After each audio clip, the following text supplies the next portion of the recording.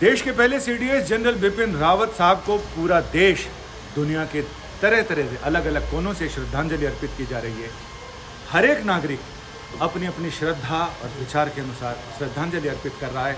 कहीं जहां से उनके पार्थिव शरीर को लेकर एम्बुलेंस पास करती है तो लोग वीर वणक्कम के नारे लगा रहे हैं, पुष्पांजलि अर्पित कर रहे हैं, श्रद्धांजलि अर्पित कर रहे हैं। हर एक आदमी की अपनी अपनी श्रद्धा है। अपने अपने हिसाब से वो बताना चाहता है कि जनरल साहब, हम आपको कितना प्यार करते हैं, हम आपको कितना प्यार करते रहेंगे। अभी हम नरेश कुमावत जी के पास पहुंचे हैं, जिन्होंने जैसे ही हेलीकॉप्टर हादसे की खबर सुनी, इन्होंने तुरंत जनरल बिपिन रावत साहब का मुजस्समा यानी उनकी मूर्ति बनाना शुरू किया। इनका कहना है कि देश के योद्धा कभी भी जाते नहीं हैं, वो यहीं रहते हैं, हमारे दिलों में भाव बनकर और इन मूर्तियों में प्राण बनकर। हम नरेश कुमावत जी से बात करते हैं, जिन्होंने अब तक 250 से ज़्यादा शहीदों की मूर्तियां बनाई हैं उनके परिजनों के कहने पर, और वो भी बिना कोई शुल्क लिए। ये अपनी अपनी श्रद्धांजलि होती है, श्रद्धा की बात है। दिल के हाथों मजबूर हो जाता है कलाकार।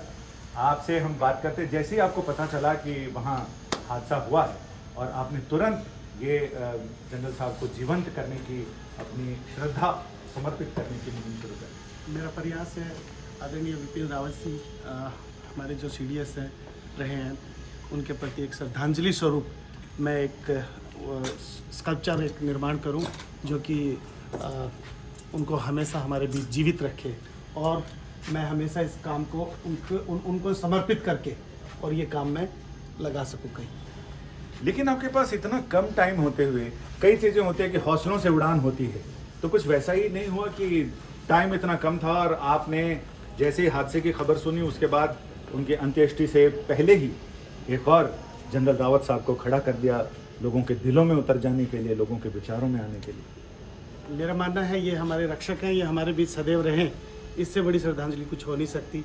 इसी को ध्यान में रखते हुए मैंने इस स्कल्पचर का निर्माण किया। वो कौन सी भावना होती है जब आप किसी भी शहीद की मूर्ति बनाते हैं? तो आपने अब तक 250 से ज़्यादा ऐसे शहीदों को फिर से लोगों के जीवन में बने रहने के लिए, प्रेरणा देते रहने के लिए उनको साकार किया।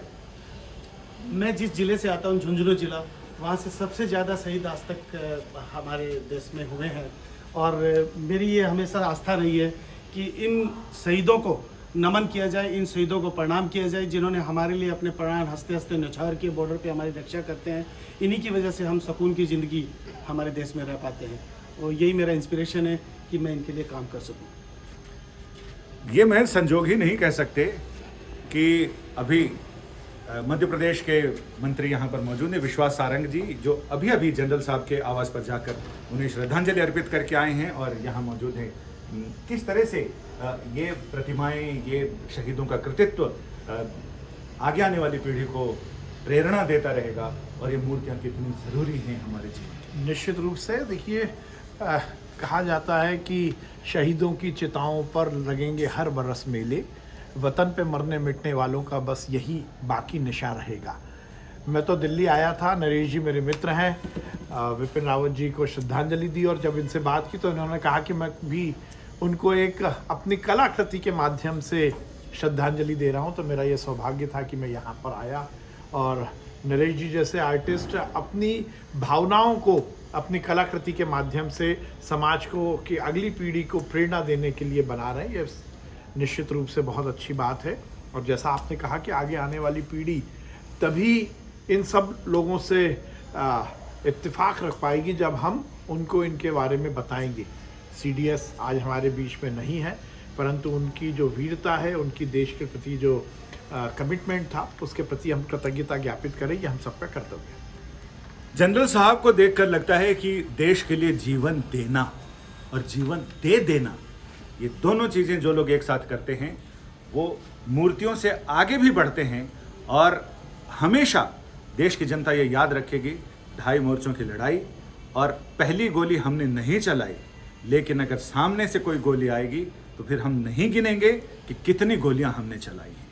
यानी इतने सुराख कर देंगे दुश्मन के सीने में कि उसे गिनने में समझ में नहीं आएगा कि उसको गिने या खून रोके।